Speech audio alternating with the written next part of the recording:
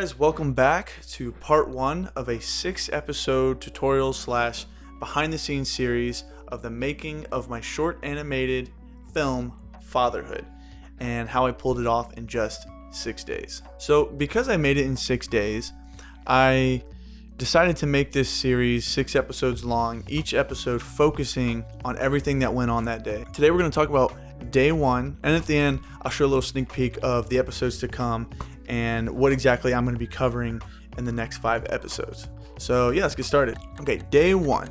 So on Thursday, Film Riot announced that there was they're going to be doing the Film Riot Stay at Home competition. I actually didn't see that video until Friday, so immediately I knew, like, this is going to be a long week, and I knew these next 6 days were going to be rough. Now, the beginning stages of an animated film are not much different than the beginning stages of a traditional film that you shoot on video or film or whatever. So just like a traditional film, an animated film starts in the pre-production stages. It starts with storyboarding, it starts with shot listing, and it starts with a script. One of the criteria for the film festival was no gloom and doom, so I figured, okay, what's the opposite of gloom and doom? And right now I have a 7-month-old son who is definitely the best part of my day. So I figured, okay, let's make a short film about, fatherhood. Let's make a short film about what it's like to try to teach your son to crawl or to walk or play with toys or whatever. And a good part of my day, when I spend it with him, he definitely makes me laugh. So I wanted to make this, a bit comedic. I can see that as I'm talking, my hair's bouncing. So it starts with pre-production, right? And at this point, I had decided what I wanted the film to be about: fatherhood. And I had decided that I wanted it to be an animated film. But the next task was to try and figure out the characters, right? Because the characters, the characters is a big part of the story. And I do have some experience with robots. I've done a couple music videos completely centered around CG animated robots, so I feel very comfortable with them. So I decided, okay, I can make a dad robot and a little boy robot, and we can go from there.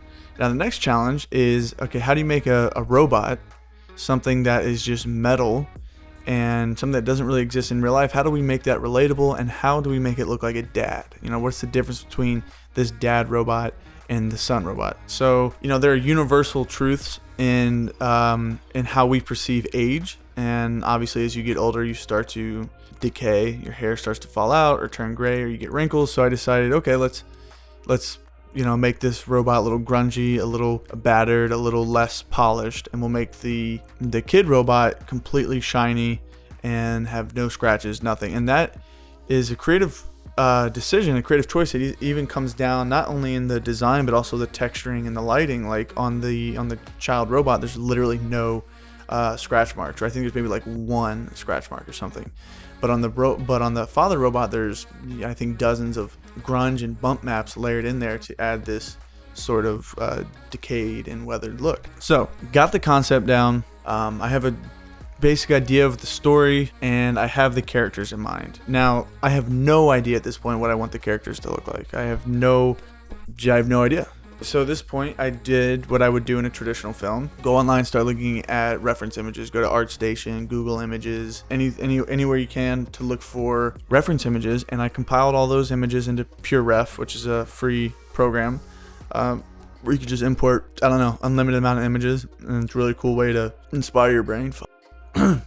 So I pull all these images in, and at some point in this process, things start to become a little daunting, and you start to be a little discouraged because there's just too much going on. You're sitting here with 40 images in front of you. You have nowhere to start. You have no idea. You just got to kind of jump into it and start sketching out like an idea of what I wanted the robot to look like. And I knew I had to give the robot some sort of way to express emotion.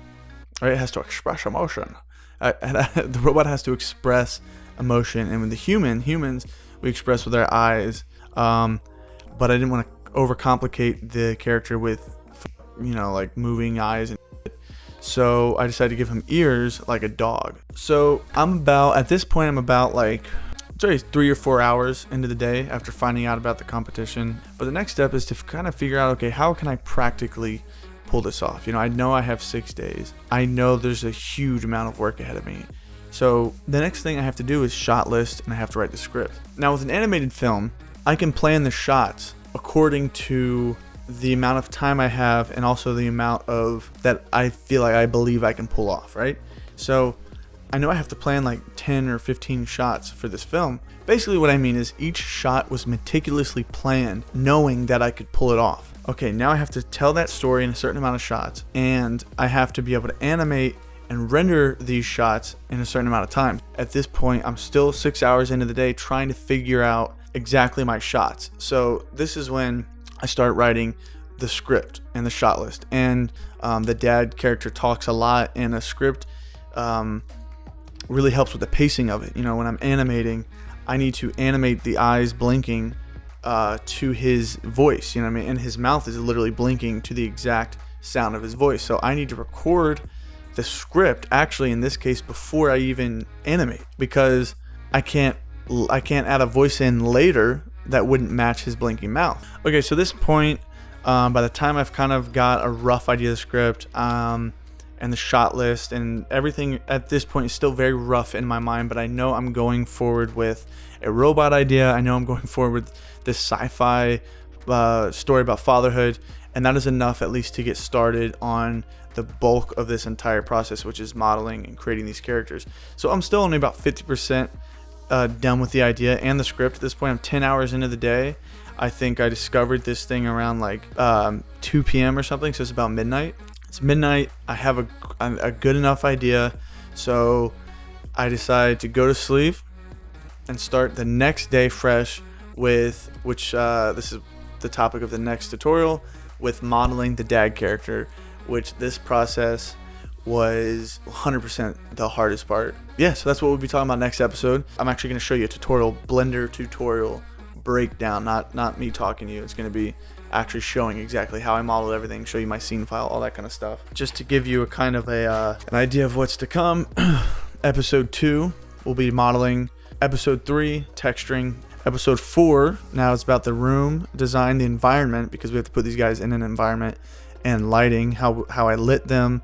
Episode 5 is rigging and animating, rendering. My render settings, how I rendered it in time. I think one frame took about 10 minutes. Obviously, that's a lot of time. So in episode 6, I go over rendering, how I did that in time, render settings.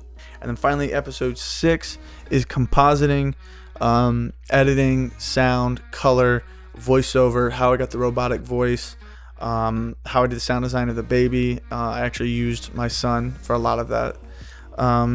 And then the final delivery, the export settings, all that is in Premiere for the final editing, and then compositing is in After Effects, and then doing the final delivery out of Premiere. So yeah, I don't know, it's a lot. My brain's kind of all over the place trying to even figure this out, put this into a cohesive 6 episodes little timeline for you guys. But yeah, stay tuned for episode 2.